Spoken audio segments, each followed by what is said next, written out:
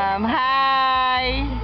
Andito po tayo sa acquaintance ng 3rd year kasama ang 4th year at 5th year po si Dora the Explorer. Palakpakan naman natin siya. Ito po, ipapakita ko po sa inyo yung pinakamaganda sa 3rd year bago siya nabingutan. Siya po si Maris Magbuo. Wave muna. Sa akin, ako magtatampo ako. Ito naman po ang sa lahat. Si Jessa. Syempre po, ito po. How would I define you ba? She's undefined. She's perfect. Ginseng. Syempre po, ayan na naman po si Dora the Explorer. Naghahanap po siya ng clue. Ayan po.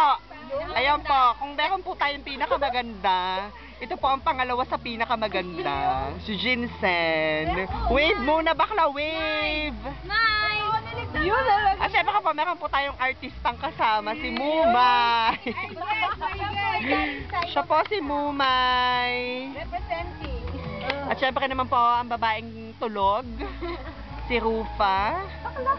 At ayan po, ito po si Mary Rose. Siya po may-ari ng cam na ito, pero parang wala naman siya masyadong picture dito, napapansin ko.